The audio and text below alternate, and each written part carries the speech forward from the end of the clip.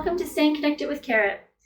If you're a younger member like a Spark or a Brownie, I'd recommend skipping this video and moving on to the next one to get right into the programming. Today I would like to share some online tips and resources that will be very useful for guiders, but I would also like to explain the creation of Staying Connected with Carrot. On March 13th, 2020, Girl Guides of Canada had to make a very difficult decision to cease guiding in person. That's where I was inspired to create videos for the youth members to enjoy programming at home and maybe didn't have guiders who were available to do any programming with them. Because they were videos intended for multiple units and pretty much any girl member anywhere, I decided to focus on different branches on different days. That's why you'll see in some videos that it specifically says Sparks Tuesday or Brownie Wednesday. This is something that I just created arbitrarily for the time, and I would not be continuing with this method.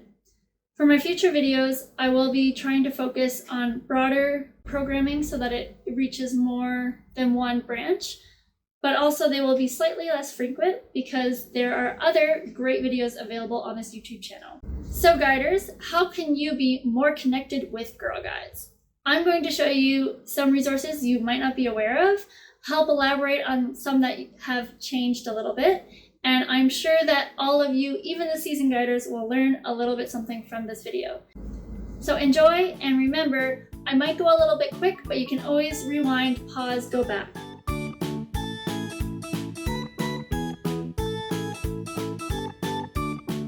So we're going to start with the Girl Guides of Canada webpage. This will be a starting page to get into other places that I will talk about later on in this video. But I also want to point out that this website itself is a resource. It is not just for parents looking to register their daughters. So for instance, as a volunteer, you might be interested in knowing more about cookies. There is a cookies FAQ that would have information valuable for you. And if you are already a volunteer, there is information relevant to you. Aside from just the information on how to become a volunteer, we also have what are the benefits of volunteering with Girl Guides. And if we scroll up, you'll see that there is volunteer resources as well as membership opportunities. So I would recommend going through this website, seeing the information and resources it has, and exploring it a little bit.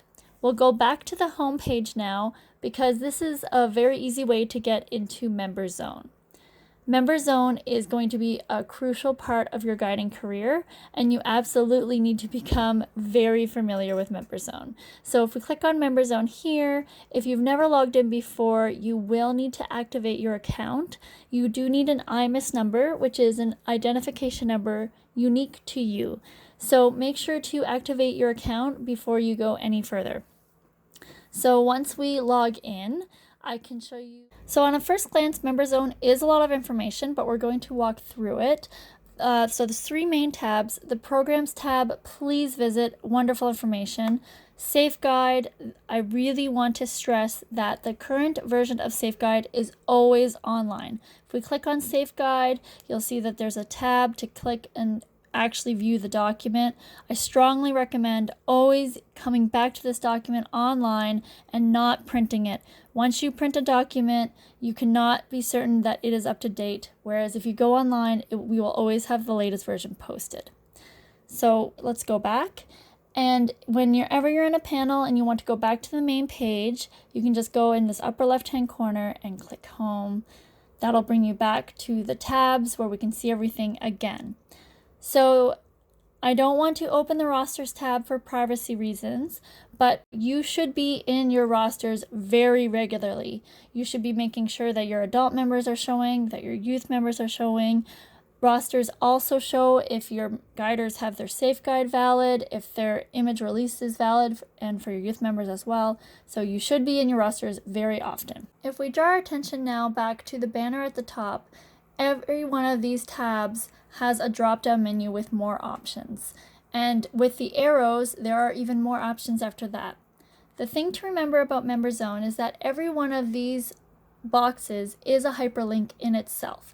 So if I just click on Guider Resources, that brings me to the Guider Resources page. If I go down to Unified Banking and click on that box, it brings me to that page. And if I go back to Unified Banking and go over to the FAQs, that brings me to that page.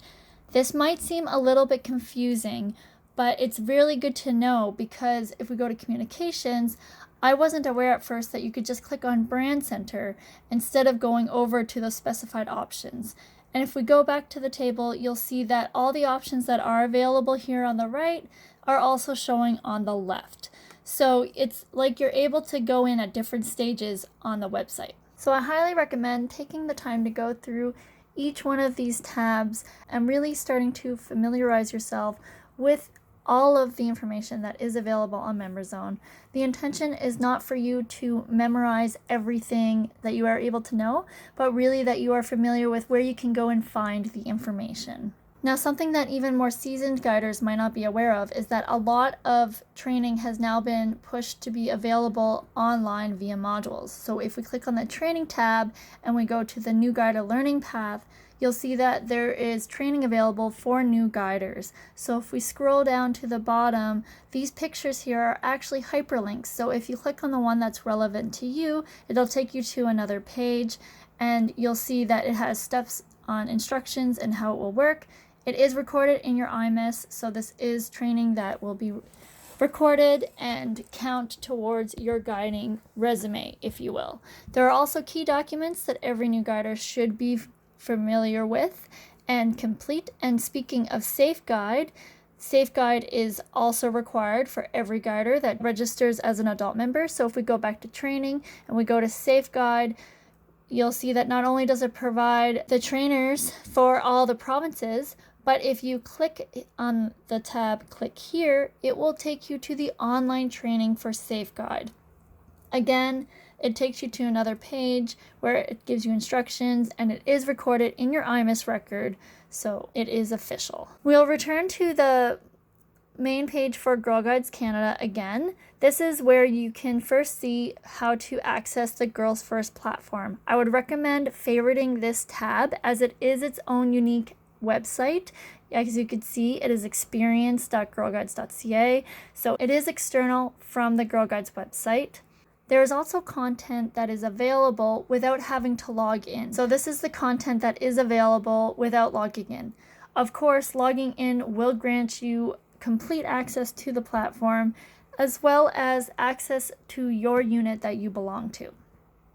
Now we're going to log in so that I can show you where to find more information that will be valuable to you. So I will not go through the Girls First platform navigation today, because my goal is really just on where to find information. So what I want to do is to show you more information about just Girl Guides in general. So let's go to the upper left hand corner where it says all about guiding and click on that tab. And you'll see that there is oodles of information.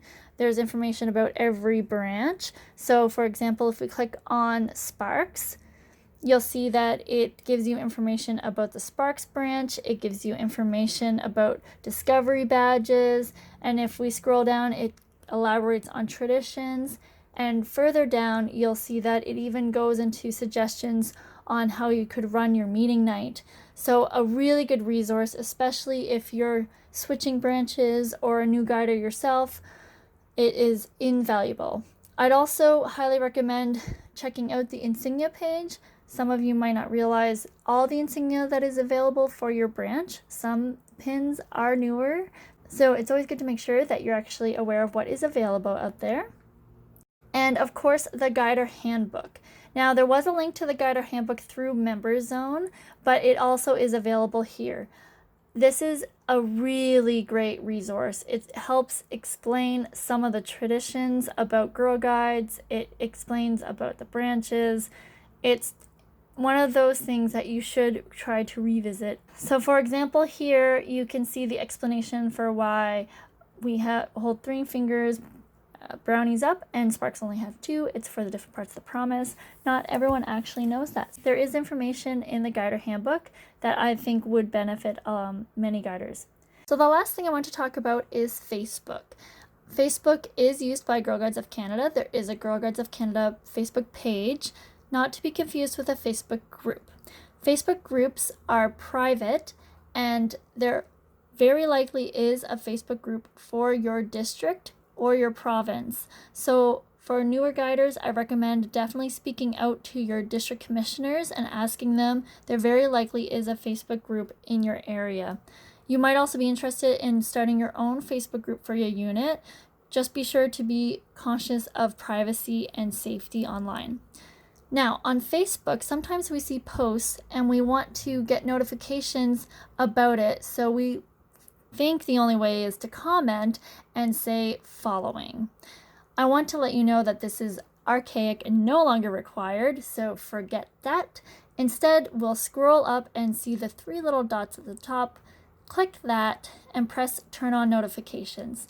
Not only will you get notified of any other comments or updates to this post, but this also prevents all the other people who already commented from getting another notification that you have commented as well. So highly recommend you use this not only for Girl Guides, but in all your Facebook usage.